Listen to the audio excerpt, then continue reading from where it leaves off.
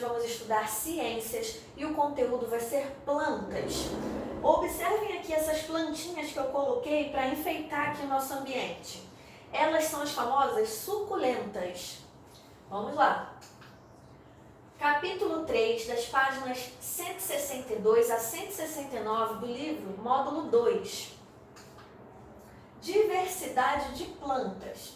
As plantas podem ser encontradas na água, no solo ou sobre outras plantas e apresentam as mais variadas formas, cores e tamanhos.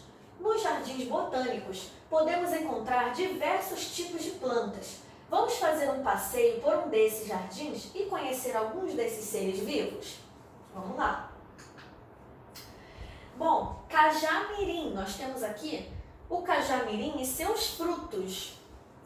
Nós temos também a dionéia. Observe aqui a forma da dionéia, bem diferente, né, do cajamirim. Temos a vitória régia, que temos até uma lenda com esse nome, e dá para ver que elas são plantas aquáticas, ou seja, elas ficam na água. Temos aqui a bromélia, né, que é diferente, ela fica sobre o caule de outras plantas. Essa aqui é para responder oralmente.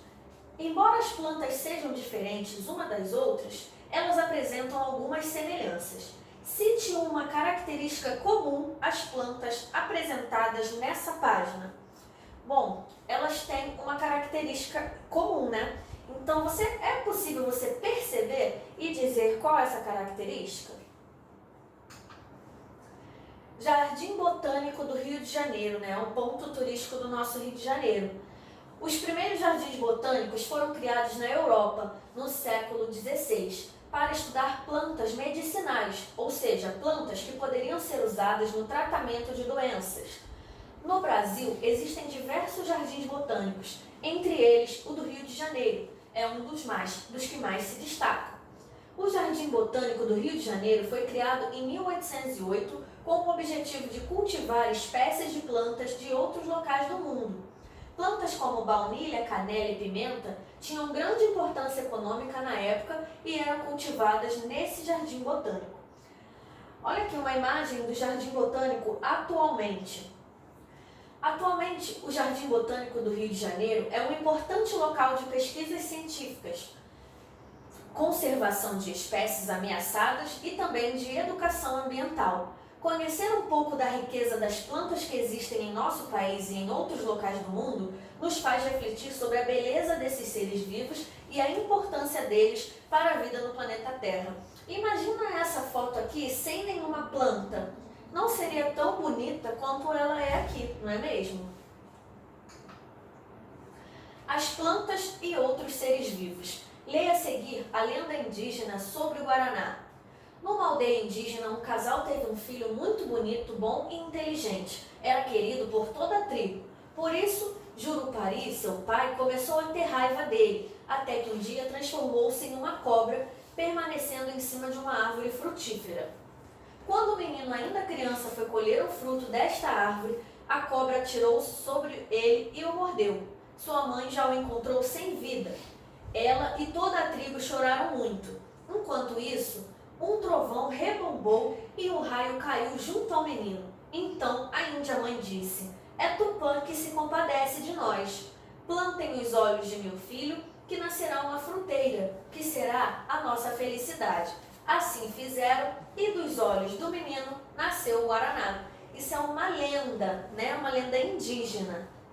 O Guaraná é uma planta nativa da Amazônia e de grande importância para algumas comunidades das regiões norte e nordeste do país, que cultivam e comercializam esse fruto. Essa planta cresce apoiada em outras plantas. Seus frutos apresentam cores vermelho, branco e preto e são parecidas com os olhos. Aqui são os frutos do Guaraná.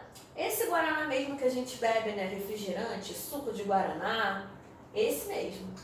Uma das principais características das plantas é utilizar a luz solar e outros componentes do ambiente, como água e gás carbônico, para produzir o seu próprio alimento. Então, ela utiliza da luz solar, da água e gás carbônico para produzir o seu próprio alimento. Esse processo é chamado de fotossíntese e ocorre principalmente nas folhas das plantas, tá? Bom, além delas produzirem seu próprio alimento, elas servem como alimento para outros animais também. Quando o animal se alimenta de uma planta, parte da energia da luz solar acumulada na planta por meio da fotossíntese é transferida para esse animal. Portanto, sem as plantas, a vida da maioria dos seres vivos seria prejudicada. Veja o exemplo abaixo. O capim é uma planta que serve de alimento para a capivara. A capivara é um animal que se alimenta do capim. A onça-pintada é um animal que se alimenta da capivara. Sem o capim, a capivara teria pouco alimento. Com pouco alimento, a capivara poderia morrer. E sem a capivara, a onça-pintada teria menos alimento disponível e poderia morrer. Além de servir de alimento, as plantas ajudam na produção do gás oxigênio atmosférico, que é utilizado na respiração de muitos seres vivos. As plantas também protegem o solo da chuva e do vento, impedindo que o solo seja desgastado. Além disso, oferecem abrigo a diversos seres vivos, como o pica-pau, né? Podemos observar aqui.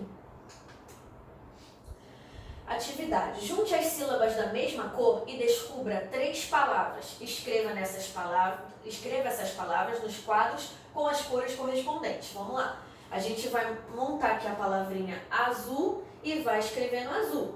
A verde, no verde, e a vermelha, no vermelho. Forme uma frase utilizando as palavras que você descobriu. 2. As encostas de estradas geralmente são cobertas por vegetação. Essa vegetação é importante para a segurança das pessoas que passam pelas estradas, principalmente em dias chuvosos. Pesquise qual é a importância da cobertura vegetal nas encostas das estradas e escreva aqui, tá? 3. Marcos quer cobrir o solo do quintal de sua casa. Circule qual das plantas abaixo é a mais adequada para isso. A grama, a orquídea, a roseira ou o aguapé? A. Desenhe na cena abaixo a planta que você selecionou. Em seguida, pinte a cena. B. Qual das plantas apresentadas Marcos não conseguiria cultivar no quintal? Converse com os seus pais sobre isso, tá? Um beijo.